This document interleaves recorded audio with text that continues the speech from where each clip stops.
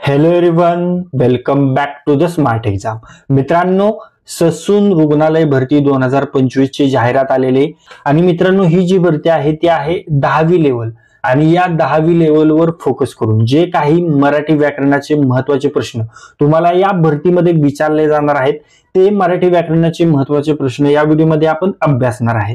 आणि ही भरती घेणार आहे IBPS. म्हणजेच IBPS चा पॅटर्न कसा आहे तर त्यामध्ये प्रश्न आणि 5 ऑप्शन्स असतात, तर त्या पद्धतीनुसार आपण हे प्रश्न अभ्यासणार आहे. चला तर वेळ न घालवता हा अति महत्त्वाचा व्हिडिओ स्टार्ट करू.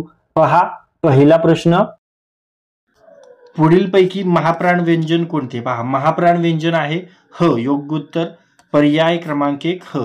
पहा, ह हा एक महाप्राण व्यंजन आहे आणि महाप्राण व्यंजन म्हणजे काय तर महाप्राण म्हणजे असा उच्चार ज्यात फुफ्फुसातून हवा अधिक जोराने बाहेर फेकली जाते. आता पहा, ह चा उच्चार करताना स्पष्टपणे अधिक श्वास प्रवाह जाणवतो म्हणून त्याला महाप्राण म्हटले जाते. आणि देवनागरी लिपीत महाप्राण व्यंजनामध्ये ख ख म्हणजे ख घ छ झ ढ ध हे वर्ण येतात इत्यादी. अशा पद्धतीने लक्षात ठेवा. त्यानंतर महाप्राण म्हणजे काय तर उच्चार करताना जोरदार श्वास बाहेर टाकला जातो, हे सिंपल लक्षात ठेवा. ओके. त्यानंतर ऑप्शन मध्ये ल हे एक मूर्धन्य अल्पप्राण व्यंजन आहे. ओके. त्यानंतर क्ष काय आहे हे देखील विचारलं जातं, हे लक्षात घ्या. क्ष जे आहे ते संयुक्त व्यंजन आहे. ओके. क अधिक क्ष मिळून तो तयार होतो. ओके.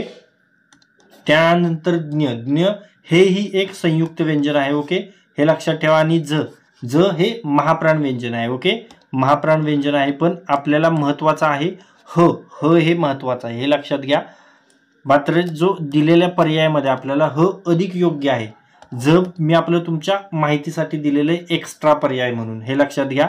तर महाप्राण मी काय सांगितलं तुम्हाला, ख घ छ झ ढ ध थ फ भ आणि ह. ओके, हे महाप्राण आहेत. आणि अल्पप्राण कोणकोणते आहेत तर क ग च ज ड द त प ब ही आहेत अल्पप्राण. ओके.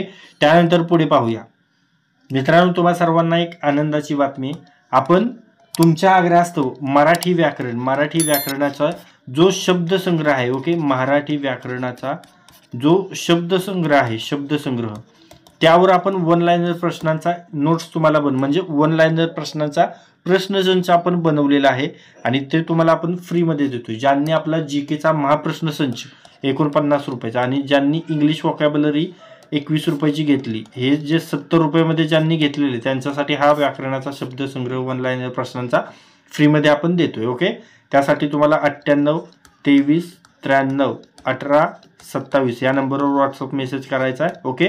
आता पहा, तुमच्यासाठीचा प्रश्न आहे मित्रांनो. आपण जो यापूर्वीचा सामान्य ज्ञानाचा भाग अपलोड केला होता त्यामध्ये हा प्रश्न आपण घेतला होता. जर तो व्हिडिओ तुम्ही पाहिला असेल तर या प्रश्नाचे उत्तर तुम्हाला येणार आहे आणि या प्रश्नाचे उत्तर मी तुम्हाला सांगणार नाही. या प्रश्नाचे उत्तर तुम्हाला कमेंट बॉक्समध्ये सांगायचे, कारण मला समजणार आहे की आपले जे आपण व्हिडिओ अपलोड करतो ते किती विद्यार्थी केअरफुली पाहतात, डेली पाहतात. ओके. पहा, महाराष्ट्र विधान परिषदेच्या एकूण किती जागा आहेत, आन्सर कमेंट करायचंय. ओके. आता एक तुम्हाला हिंट देतो, ही 288 जी जागा आहे ती महाराष्ट्राच्या विधानसभेची आहे, हे लक्षात ठेवा. विधानसभेची सदस्य संख्या आहे आणि तुम्हाला महाराष्ट्राच्या विधान परिषदेची विचारले. ओके. आन्सर कमेंट करा. पुढे पाहूया. का तुमचा मुलगा कुंभकर्णच दिसतो, या वाक्यातील कुंभकर्ण हे मुळात कोणते नाव आहे? कुंभकर्ण हे कोणते नाव आहे मित्रांनो? तर हे जे आहे ते विशेष नाम आहे. बरोबर, योग्य उत्तर आहे पर्याय क्रमांक 2 विशेष नाम. कुंभकर्ण हे नाव विशिष्ट व्यक्तीचं आहे, म्हणजे रामायणामधील रावणाचा भाऊ एक प्रसिद्ध पात्र आहे. विशिष्ट व्यक्ती, स्थळ, गोष्ट यांना जर नाव दिलं गेलं आहे त्यालाच प्रॉपर नाव म्हणजेच विशेष नाम म्हणतात. आणि या वाक्यात कुंभकर्ण हे नाव उपमेच्या स्वरूपात वापरलं असले तरी मुळात ते विशेष नामच आहे, हे लक्षात ठेवा. ओके. आता जर उदाहरणच द्यायचं झालं तर पहा, तो धृतराष्ट्रासारखा वागत होता, म्हणजेच इथं धृतराष्ट्र हे विशेष नाम आहे. ओके. ती सरस्वतीच आहे, इथे सरस्वती विशेष नाम आहे, हे लक्षात ठेवा. त्यानंतर ऑप्शन मध्ये सामान्य नाम म्हणजे सर्वसामान्य वस्तू, व्यक्ती यांचं सामान्य उल्लेख, म्हणजे मुलगा, शहर, माणूस. ओके. त्यानंतर विशेष नाम सांगितलं भाववाचक नाम तर भावना, गुणधर्म, स्थिती दर्शवणार, उदाहरणार्थ ध्येय, प्रेम, सौंदर्य असं. त्यानंतर धातुसाधित नाम म्हणजे क्रियापदांपासून तयार झालेलं नाम म्हणजेच धातुसाधित नाम. वाचन, वाचणे, लेखन, लिहिणे. ओके. त्यानंतर समोरचा प्रश्न, झाडे या शब्दाचे मूळ रूप लक्षात घेतल्यास त्याचे लिंग कोणते? झाडे, झाडे या शब्दाचे मूळ रूप लक्षात घेतल्यास त्याचं लिंग आहे नपुसकलिंगी. ओके. योग्य उत्तर पर्याय क्रमांक 3 नपुसकलिंगी. ओके. झाडे हा शब्द झाड या शब्दाचे अनेक वचन आहे आणि झाड हे शब्द ते झाड अशा प्रकारे वापरले जाते म्हणजेच ते नपुसकलिंगी नाम आहे. बरोबर. ते झाड उंच आहे, ती वेल लांब आहे, तो वृक्ष फळवतो म्हणजेच तो म्हणजे काय झालं तर तो पुल्लिंग झालं. ती वेल ती काय झाली स्त्रीलिंगी झाली आणि ते झाड म्हणजे ते काय झालं नपुसकलिंगी झालं. ओके. आणि ती वेल म्हणजे स्त्रीलिंगी. हे अशा पद्धतीने लक्षात ठेवा. त्यानंतर समोरचा प्रश्न पाहूया. चला ऑप्शनमध्ये तुम्हाला सांगतो पुन्हा एकदा. पुल्लिंग म्हणजे काय तर तो मुलगा, तो वाघ, तो वृक्ष. वृक्ष हा पुल्लिंगी आहे. त्यानंतर स्त्रीलिंगी काय तर आता तुम्हाला सांगितलं ती वेल, ती मुलगी, ती नदी तर ते स्त्रीलिंगी झालं. ओके. त्यानंतर समोरचा प्रश्न पाहूया. खालीलपैकी अनेकवचनी शब्द कोणता? अनेकवचनी शब्द आपल्याला सांगायचा आहे तर तो आहे कन्या. योग्य उत्तर पर्याय क्रमांक 2. कन्या हा शब्द अनेक वचनात देखील कन्या असाच राहतो. हा आकारांत स्त्रीलिंगी तत्सम शब्द आहे आणि अशा प्रकारचे शब्द एक वचन आणि अनेक वचनात समान दिसतात पण अनेक वचनात क्रियापद बदलते. हे लक्षात ठेवा. एक कन्या आली, दोन कन्या आल्या. येथे कन्या शब्द जरी सारखा दिसत असला तरी तो अनेक वचनी वापरात आहे. बरोबर. तुम्हाला उदाहरणासह सांगितलं. त्यानंतर सासू, सासू हे एक वचन आहे आणि सासूचं अनेक वचन कसं होतं सासवा. बरोबर. त्यानंतर पोळी, पोळी एक वचन आहे, अनेक वचन कसं होईल पोळ्या. बरोबर. त्यानंतर आई, आईचं अनेक वचन कसं होईल आया. त्यानंतर समोरचा प्रश्न, अधोरेखित केलेल्या नामाचे सामान्य रूप ओळखायचं. सिंहाला 4 पाय असतात. सिंहाला या शब्दाखाली अधोरेखित केलेले तर सिंहाचं सामान्य रूप काय असेल तर सिंहा. बरोबर. योग्य उत्तर पर्याय क्रमांक 4 सिंहा. वाक्यातील सिंहाला हे शब्द रूप आहे त्याचा मूळ शब्द काय आहे तर तो आहे सिंह. बरोबर.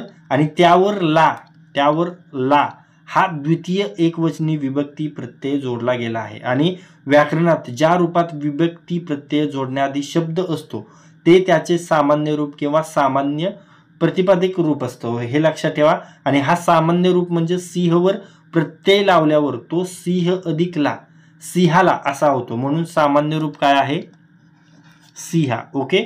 अशा पद्धतीने लक्षात ठेवायचं आहे. समोरचा प्रश्न पाहूया. आम्ही या सर्वनामाचा प्रकार सांगायचा आहे. आम्ही हे आहे पुरुषवाचक सर्वनाम. योग्य उत्तर आहे पर्याय क्रमांक 4 पुरुषवाचक सर्वनाम. आम्ही हे सर्वनाम प्रोनाउन आहे आणि हे त्या व्यक्तीकडून वापरले जाते जी स्वतः बोलते म्हणजे प्रथम पुरुषवाचक सर्वनाम फर्स्ट पर्सन प्रोनाउन असतं. मी काय आहे मी आहे एक वचन. ओके. आणि आम्ही काय आहे अनेक वचन. यामुळे आम्ही हे प्रथम पुरुष अनेक वचन पुरुषवाचक सर्वनाम आहे. हे लक्षात ठेवा. त्यानंतर दर्शक सर्वनाम ऑप्शन मध्ये देखील आपण पाहतो. तुम्हाला माहिती आहे जे व्यक्ती किंवा वस्तू दाखवतात त्यांना दर्शक सर्वनाम म्हणजे हा, ती, तो, ते. बरोबर. त्यानंतर संबंधी सर्वनाम जे दुसऱ्या नामाशी संबंध दाखवतात म्हणजे जो, जी, जे, ज्या. ओके. त्यानंतर प्रश्नार्थक प्रश्न केलेला असणार. बरोबर. जे प्रश्न विचारतात प्रश्न विचारताना वापरले म्हणजेच कोण, काय, कुठे अशा पद्धतीने. ओके. समोरचा प्रश्न निषेधार्थक म्हणजे काय येईल तर निषेध दर्शवला जाईल. बरोबर. ओके. पुढे पाहूया. गटात न बसणारा पर्याय ओळखायचा आहे. पहा गटात न बसणारा पर्याय तर तो आहे सर्व रस्ते. ओके. योग्य उत्तर पर्याय क्रमांक 4 सर्व रस्ते. ओके. 1, 2, 3 हे सर्व साकल्यवाचक संख्या विशेष म्हणजे डेफिनेट न्यूमरल ऍडजेक्टिव्ह. दोन्ही भाव, 5 ही पांडव, 4 ही बहिणी हे काय आहेत साकल्यवाचक संख्या विशेष म्हणजे डेफिनेट न्यूमरल ऍडजेक्टिव्ह आहेत. ओके.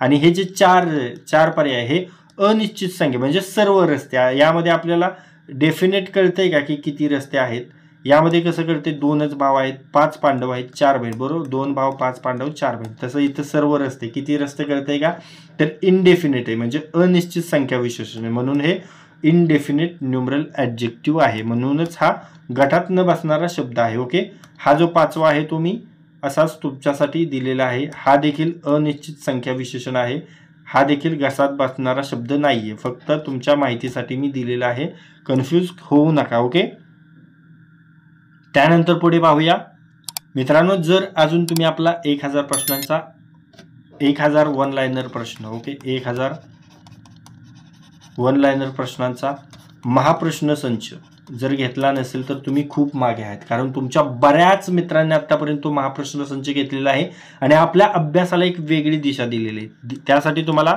98 23 93 18 27 या नंबरवर व्हॉट्सअप मेसेज करायचा आहे आणि यासाठी आपली कॉल करायचा नाही, हे लक्षात ठेवा. आणि यासाठी खूप माफक फी ठेवलेली आहे, फक्त 49 रुपयांमध्ये हा आपण महाप्रश्न संच घेतोय.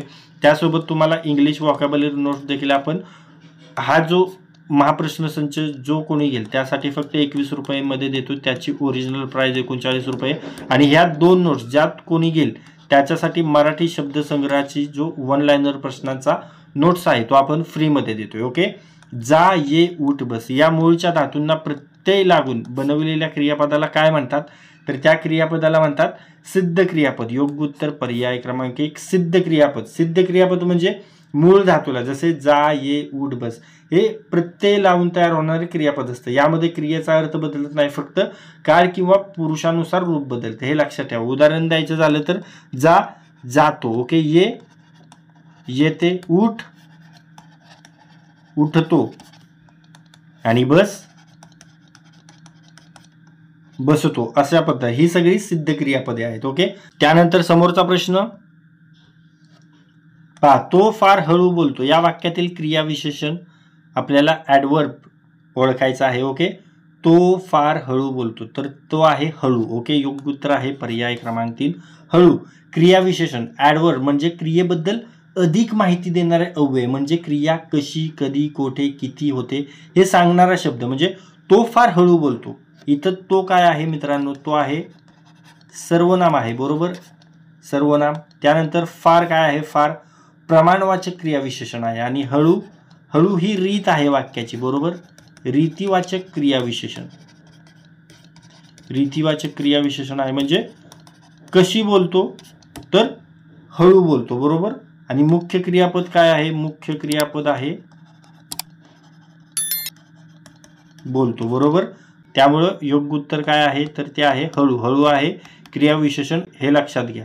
हळू हे क्रियेला विशेषत्व देणारं रीतिवाचक क्रियाविशेषण आहे, हे लक्षात घ्या. काय, हळू हे क्रियेला विशेषत्व देणारं रीतिवाचक क्रियाविशेषण आहे, हे लक्षात ठेवा. त्यानंतर समोरचा प्रश्न पाहूया. ओके, आता पहा, जे शब्द नामांना किंवा सर्वनामांना जोडून येतात व वाक्यातील शब्दांचा संबंध दर्शवतात त्यांना खालीलपैकी काय म्हणतात, त्यांना शब्दयोगी अव्यय म्हणतात. योग्य उत्तर आहे पर्याय क्रमांक 1 शब्दयोगी अव्यय. शब्दयोगी अव्यय हे असे अव्यय आहेत जे नाम किंवा सर्वनाम यांना इतर शब्दांशी जोडतात आणि वाक्यात संबंध दाखवतात, हे लक्षात घ्या. त्यानंतर ऑप्शनमध्ये आहे उभयान्वयी अव्यय, 2 वाक्य किंवा विचार जोडणारे अव्यय, म्हणजे जर, तर, की किंवा आणि. ओके, केवल प्रयोगी अव्यय म्हणजे काय, तर हे अव्यय स्वतः वापरले जातात पण कोणत्याही शब्दाशी जोडलेले नसतात, हे लक्षात घ्या. त्यानंतर क्रियापद. क्रियापद क्रिया दाखवणारे शब्द आहेत, खातो, बसतो, बोलतो, बरोबर. विशेषण. विशेषण नाम किंवा सर्वनामाची विशेषता सांगणारे शब्द, सुंदर, मोठा, लहान, अशा पद्धतीने आहे. तर मित्रांनो, आत्तापर्यंत जे काही प्रश्न आपण पाहिलेले आहेत त्या प्रश्नापैकी काही प्रश्न मी तुम्हाला विचारणार आहे, त्याचे उत्तर तुम्हाला कमेंट बॉक्समध्ये सांगायचे. ओके, तर तुमच्यासाठीचा पहिला प्रश्न पाहूया. खालीलपैकी अनेक वचनी शब्द कोणता. आत्ताच पाहिलेला प्रश्न आहे, फुल डिटेलमध्ये पाहिलेला प्रश्न आहे, त्यामुळे या प्रश्नाचे उत्तर तुम्हाला कमेंट बॉक्समध्ये सांगायचं. ऑप्शन क्रमांक सांगायचा नाहीये, आन्सर सांगायचं आहे. ओके, खालीलपैकी अनेक वचनी शब्द कोणता, आन्सर कमेंट करा. तुमच्यासाठीचा समोरचा प्रश्न, पुढीलपैकी महाप्राण व्यंजन कोणते. ओके, 4 पर्याय आहेत तुमच्याजवळ, हा कट करतो. महाप्राण व्यंजन सांगायचं आहे, महत्वाचं महाप्राण व्यंजन. ओके, डिटेलमध्ये पाहिलेला प्रश्न आहे. ओके, आन्सर कमेंट करा. पुढीलपैकी महाप्राण व्यंजन कोणते आहे, आन्सर तुम्हाला कमेंट करून सांगायचं आहे. ओके, तर मित्रांनो, या व्हिडिओमध्ये आज आपण तुमच्या येणाऱ्या जीएमसी पुणे ससून सर्वोपचार रुग्णालय पुणे भरती 2025 वर फोकस करून जीएमसी पुणेसाठी आवश्यक असणारे जे मराठी व्याकरण आहे त्या मराठी व्याकरणाचे अति महत्वाचे PYQ प्रश्न आपण अभ्यासलेले आहेत आणि हे सर्व प्रश्न आपण IBPS पॅटर्न नुसार पाहिलेले आहेत. हे सर्व IBPS PYQ आहेत. त्यामुळे तुमच्या येणाऱ्या परीक्षेमध्ये या व्हिडिओमधील 4 ते 5 प्रश्न तुम्हाला नक्कीच दिसणार आहेत. त्यामुळे हा व्हिडिओ जास्तीत जास्त वेळा रिवाइज करा आणि जर हा व्हिडिओ तुम्हाला युजफुल वाटला असेल तर या व्हिडिओला लाईक करा. हा व्हिडिओ आपल्या कमीत कमी 10 मित्रांसोबत शेअर करा आणि जर हा व्हिडिओ तुम्ही पहिल्यांदाच आपल्या स्मार्ट एक्झाम चॅनलवर पाहत असाल तर आपल्या स्मार्ट एक्झाम चॅनलला सबस्क्राईब करा आणि बेल आयकॉनला हिट करा. तर लाईक करा, शेअर करा आणि सबस्क्राईब करा. थँक्यू.